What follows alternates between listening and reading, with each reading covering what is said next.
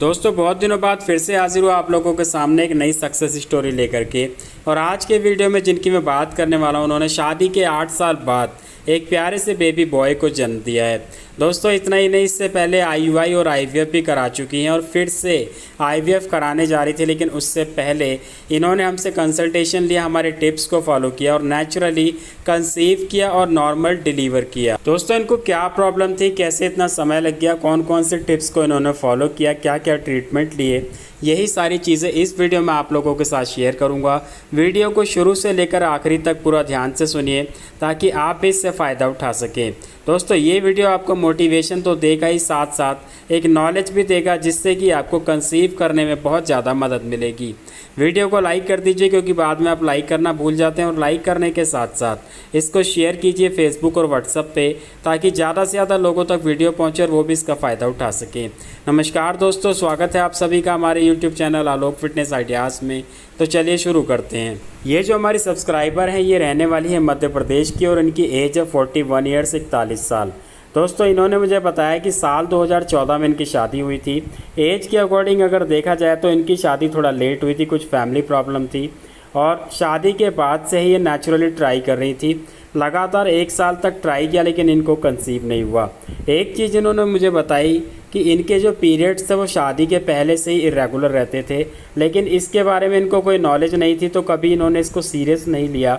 और शादी के बाद जब 1 साल तक नेचुरली ट्राई करने के बाद भी इनको कंसीव नहीं हो पाया तो उसके बाद ये डॉक्टर के पास गए और डॉक्टर ने सारे चेकअप कराए जिसमें कि हार्मोन्स इम्बैलेंस की प्रॉब्लम थी।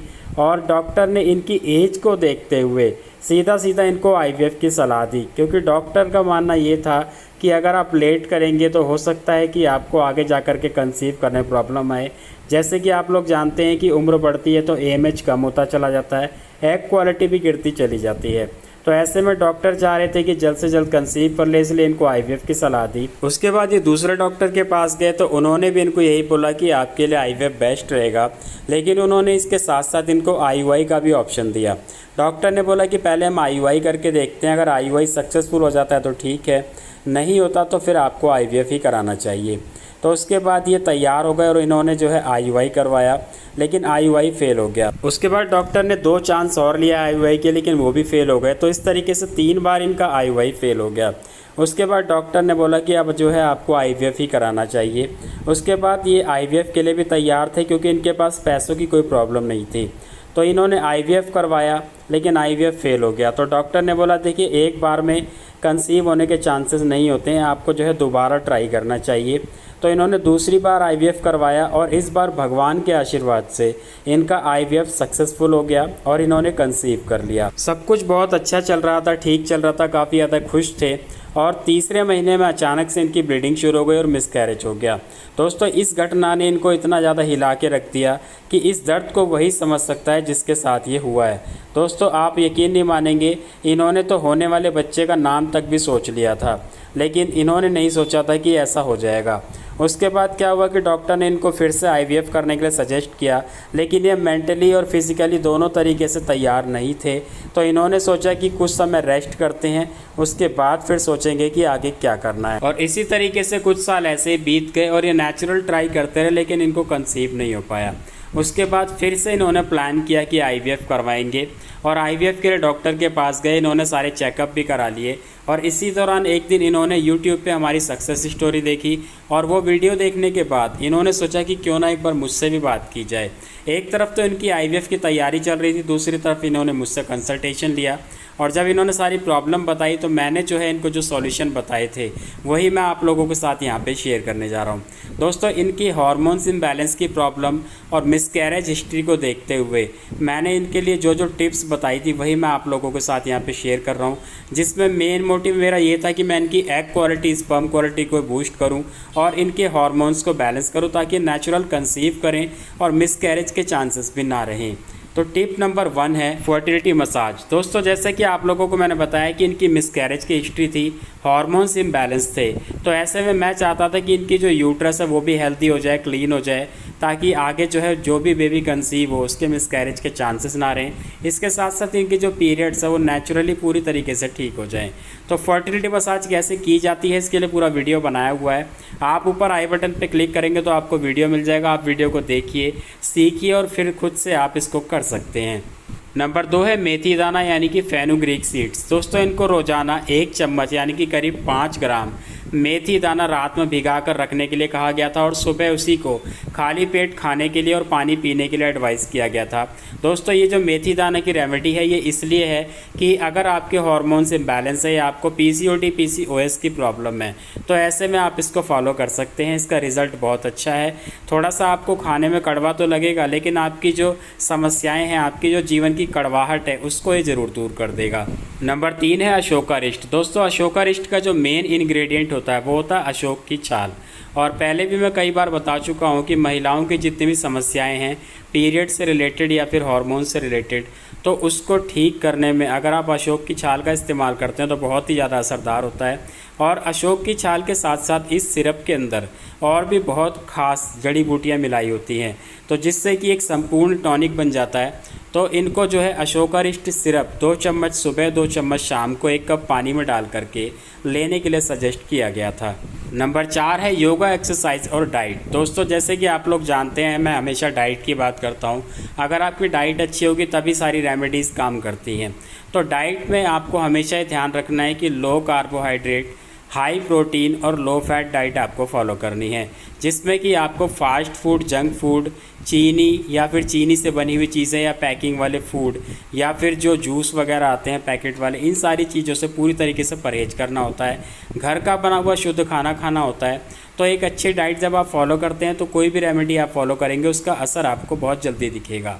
इसके साथ साथ एक्सरसाइज और योगा को आपको डेली रूटीन में शामिल करना होता है। इनको भी मैंने रोज़ाना 15 मिनट कपालभाति, 15 मिनट अनुलोम विलोम और 20 मिनट की ब्रिस्क वॉक करने की एडवाइस दी थी, और जो कि मैं हर किसी को अलग अलग बताता हूँ उनके बॉडी टाइप के हिसाब से, उनके लाइफस्टाइल के अकॉर्डिंग। तो अगर आपका बॉडी वेट नॉर्मल है, सही है, तो आप ये चीज़ को सेम फॉलो कर सकते हैं। और अगर आपका बॉडी वेट ज़्यादा है तो आपको थोड़ी सी ज़्यादा एक्सरसाइज करनी होगी ताकि इसके साथ साथ आप अपना बॉडी वेट भी कंट्रोल कर सकें। इसके साथ साथ मैंने इनके हस्बैंड के लिए भी 2-3 चीज़ें सजेस्ट की थी, क्योंकि जैसे मैंने आपको बताया इनकी मिसकैरेज की हिस्ट्री थी।